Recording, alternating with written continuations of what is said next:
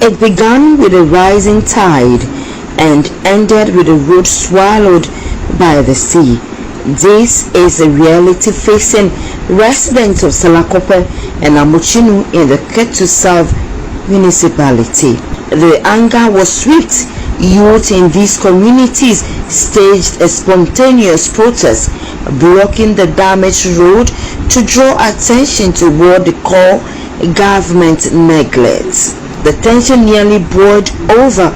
Commercial drivers pleaded with the youth to open the road and allow passengers through, but for the residents, enough was enough. It took coastal protection expert Ishmael Kwawununu to calm the crowd and mediate, but his message was clear.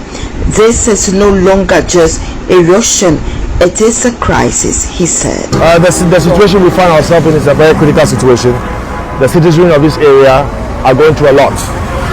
It is quite unfortunate that there's no level of response, appropriate response, I would say, from government and individuals. In any disaster situation, effective communication is the goal. However, it looks like there's some lack of communication and leadership within this community. Now, under a number of circumstances, the NADMO or whoever the organization is should have had an emergency management system in place, where there is a communication officer, there's a liaison officer, there's a safety officer. When we got to this area earlier, the citizens of the area, the youth of the area, blocked the road. Now, blocking the road now prevents the traffic. If you can see currently, the traffic is now flowing. I had to actually call on the stakeholders in the community and negotiate on behalf of the pedestrians and those who are applying the road to enable traffic to flow. And I don't think this is the appropriate situation, because if you do not communicate effectively to people who are in crisis, it makes the situation even worse.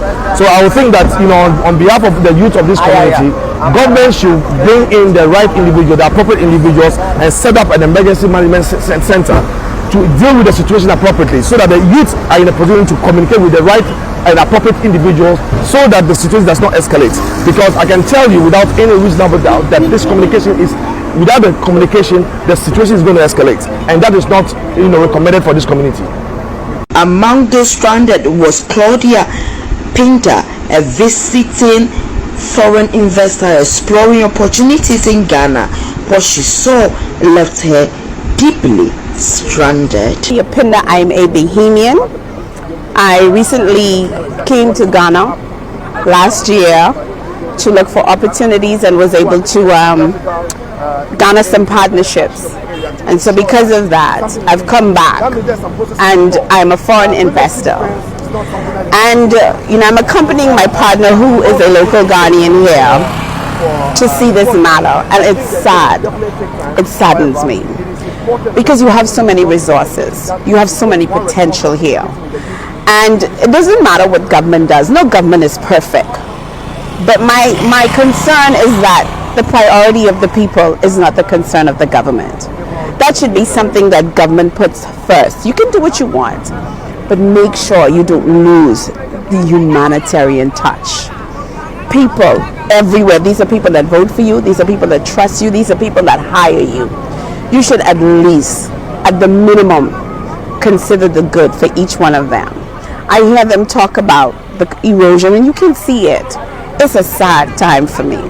It's not something that I would want to see as an investor. Understanding the potential that Ghana has, having sit in meetings and speak with people that I know can make a difference. Where are they? Are they not seeing what I'm seeing? How is it that I'm here and they're not? You see, for me it's sad.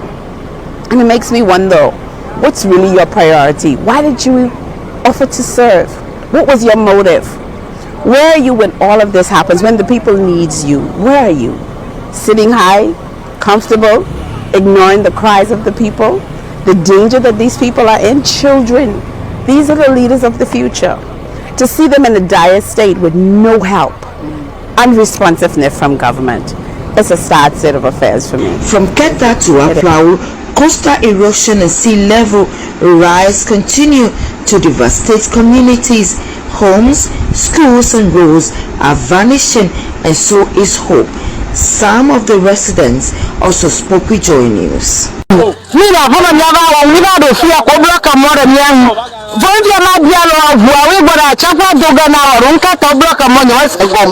no kumona ni akpekpe to ko bro ka mo ko tru chakwa no na ni mo menye ye ni ma so na na temi cho she na pomado ni ma tera no nyira fi akode goma sese nyaka goma sesere. Residents are demanding not just sea defense walls but empathy, presence and action from those in power.